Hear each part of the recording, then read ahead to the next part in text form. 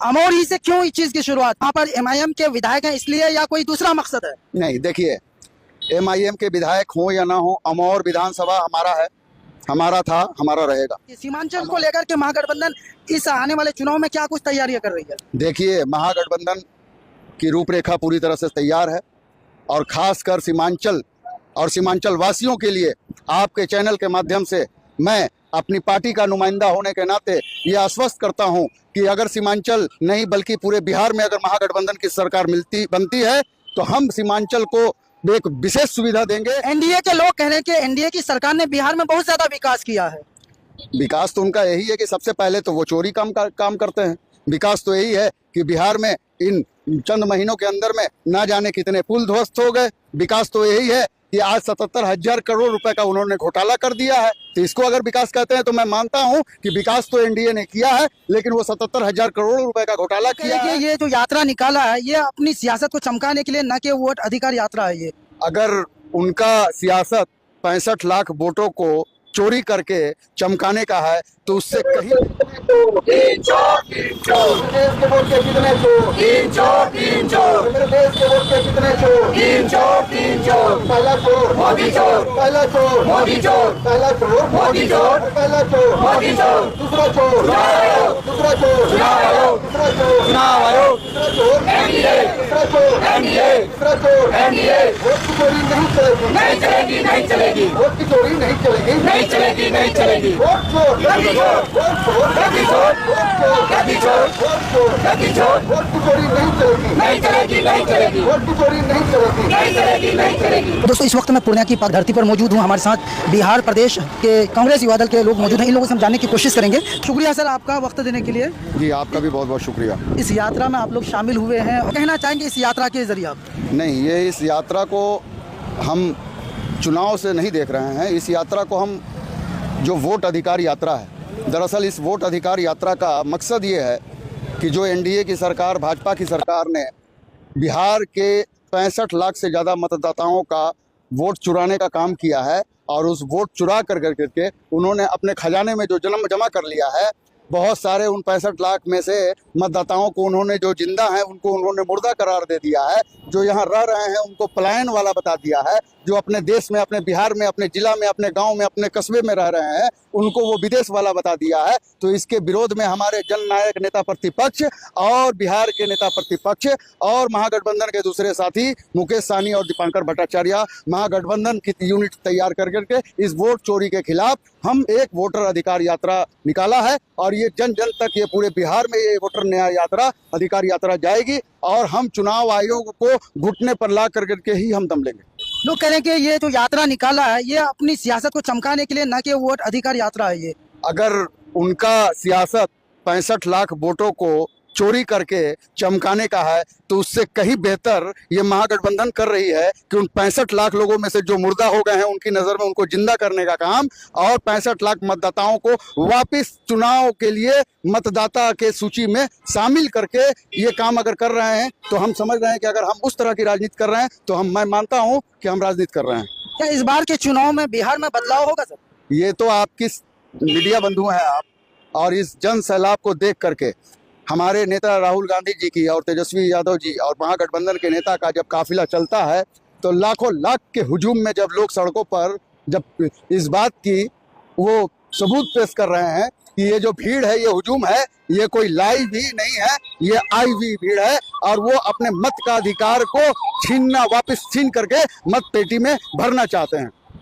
NDA के लोग कह रहे हैं कि एनडीए की सरकार ने बिहार में बहुत ज्यादा विकास किया है। विकास तो उनका यही है कि सबसे पहले तो वो चोरी काम करते हैं।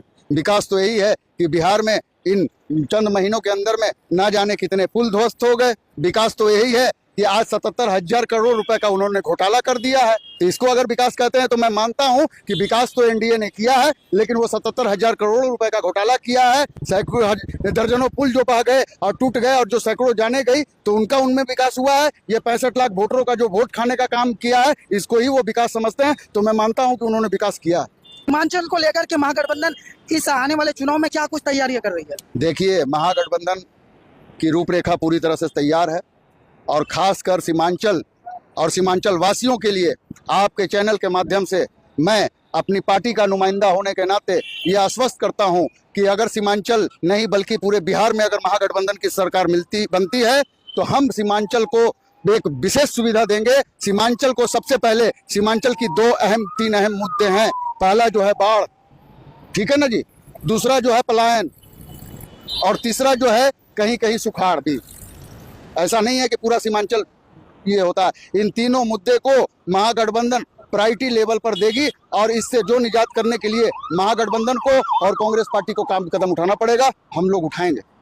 यहाँ पर यूनिवर्सिटी की कमी है, तालीम की कमी है, जबकि सीमांचल में तकरीबन 1.5 करोड़ की आबादी है और यहाँ जो देखा जाए तो यूनिवर्सिटी, बड़ी बड़ी यूनिवर्सिटी में वो कमी है।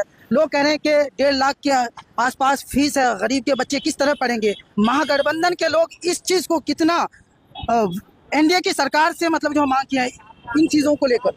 आपको मैं बता दूं कि आपने अच्छा सवाल पूछा है एजुकेशन का, और ये एजुकेशन का समाधान का सबसे पहला बीड़ा जो उठाया है वो कांग्रेस पार्टी ने उठाया है और कांग्रेस सेवा दल की ओर से उठाया है। आज से 1-2 दिनों के भीतर में इसकी शुरुआत इसी पूर्णिया जिले के एक विधानसभा, उस विधानसभा का नाम है अमौर विधानसभा। अमौर विधानसभा में कांग्रेस सेवा दल की ओर से हम सर्वप्रथम कंप्यूटर शिक्षा अभियान के तहत, साक्षरता अभियान के तहत 100 कंप्यूटर कांग्रेस सेवा दल की ओर से अमौर विधानसभा को देने जा रहे हैं, जो कि पहला खेप आपका 25 कंप्यूटर अमौर में पहुंच चुका है। उसकी तैयारी चल रही है।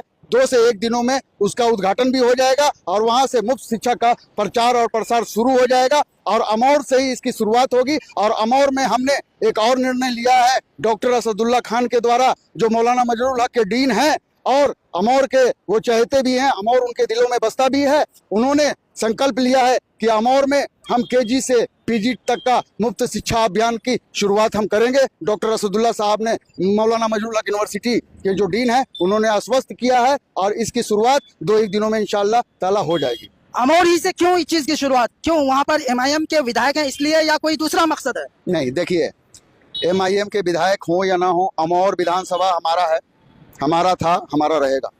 अमौर हमारा कांग्रेस का सीट, पहले से वहाँ के हमारे मंत्री भी रहे हुए जलील मस्तान साहब, कई बार के विधायक रहे हुए, वो सीट हमारी है। और कांग्रेस सेवा दल ने पिछले 5 सालों के अंदर में अमौर के लिए बहुत कुछ किया है। अगर आप मीडिया में हैं तो आपको पता होगा कि पिछला सैलाब जो आया था तो यही कांग्रेस सेवा दल ने अमौर ब्लॉक परिसर के अंदर में 13 दिन का, दिन रात का, 24 घंटे का, 13 दिन का कांग्रेस सेवा दल के द्वारा अमौर ब्लॉक परिसर के अंदर धरना दिया गया था उस सैलाब जद लोगों को राहत पहुंचाने के लिए। आप अपना परिचय। मैं अफरोज खान, बिहार प्रभारी, अखिल भारतीय कांग्रेस सेवा दल के द्वारा। शुक्रिया सर। नाम? मैं मुकेश। कहाँ से हैं सर? मैं भोपाल से। सर, इस यात्रा में आप लोग शामिल हुए हैं, विरोधी लोग विरोध भी करते हैं कि ये लोग अपने वोटों को चमकाने के लिए आने वाले चुनाव को लेकर के ये जो है यात्रा है, ना कि वोट अधिकार यात्रा है उनका। नहीं, ये नॉर्मली क्या है सर, वो वोट चोरी हुए हैं 65 लाख, उसको लोगों को बताने के लिए यात्रा है कि साहब ये क्या कर रहे हैं हमारे देश के साथ, हमारे प्रजातंत्र के साथ, हमारे संविधान के साथ में क्या कर रहे हैं आज, उसकी ये यात्रा है सर। और एक चीज सर, जैसे कि आप सीमांचल शायद पहली बार आए हो, सीमांचल की बदहाली को देख करके क्या कहना चाहेंगे एनडीए सरकार से, और अगर आने वाले चुनाव में महागठबंधन की सरकार बन जाती है तो यहाँ के विकास को लेकर क्या कहना चाहेंगे? मेरा सबसे पहला मुद्दा यही रहेगा कि जो बच्चे हैं जिनके शरीरों पे आज कपड़े नहीं है, मैं बहुत सारी जगह से निकला हूँ, छोटे छोटे बच्चे हैं लेकिन शरीर पे कपड़े नहीं है, तो मुझे ऐसा लगता है कि एनडीए सरकार ने बच्चों के शरीर से कपड़े निकाल लिए हैं।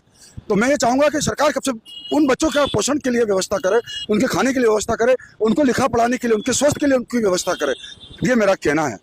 मेरा नाम चैन सिंह सामले। कहाँ से? छत्तीसगढ़। बहुत दूर से आए हैं, यहाँ की बदहाली को देख करके आप क्या कहना चाहेंगे? यहाँ की बदहाली को देखकर गांव गरीब किसान का शोषण तो हो ही रहा है, अलग से अराजकता भी फैला हुआ है 15 सालों में इनकी। जब से नीतीश सरकार आई है तब से बिहार की जनता बेहाल है। और खास बात यह है कि माननीय हमारे जननायक राहुल गांधी जी ने जो जनादेश का हमला हुआ है उस पर उन्होंने वोट अधिकार यात्रा निकाली है, उसमें भारी जुनून और जज्बा के साथ उन्हें समर्थन मिल रहा है। और चुनाव आयोग अपना गलती स्वीकार कर रहा है कि कहीं न कहीं इन्होंने भारी भरकम हेराफेरी किया है। जो अन्य राज्यों में चुनाव हेराफेरी करके जीता जाता है, जनादेश का हमला करके जीत जाते हैं, ये जनादेश के वोट से नहीं जीतते, हमला करके जीतते हैं, 2 नंबर का काम करते हैं, हेराफेरी करते हैं, चोरी करते हैं, उससे ये चुनाव जीतते हैं। लेकिन अब इनकी राज पोल खुल गई, राज का पोल खुल गया पूरे इंडिया में। अब ये पद पर नहीं रह पाएंगे, माननीय नरेंद्र मोदी जी और एनडीए के जो भी गठबंधन उनके हैं, वो अब बिल्कुल मुंह के बाहर गिरेंगे और जनता इन्हें गिराएगी। अब यहाँ से सासाराम से आवाज बुलंद हुई है, सासाराम से आगाज हुआ है। पूरे छत्तीसगढ़ में 17 तारीख से लेकर ये बिहार के 1 सितंबर तक दौरा हो रही है। उस दौरा में लोगों को समझ में आ रहा है कि माननीय जननायक राहुल गांधी, माननीय जननायक हमारे तेजस्वी जी और मुकेश सहनी जी, तमाम हमारे महागठबंधन के लोग मिलकर के आज इनके पर्दाफाश कर रहे हैं। इससे बेनकाब होगा, भारत बेनकाब होगा, बिहार बेनकाब होगा और आने वाला समय में महागठबंधन की सरकार यहाँ बनेगी। पूरे भारत में महागठबंधन की सरकार बनने जा रही है और आने वाला समय में माननीय राहुल गांधी जी देश के प्रधानमंत्री बनेंगे जब 2029 में। ये बिल्कुल श्योर है। हम सेवा दल की ओर से ये बात हम व्यक्त कर रहे हैं।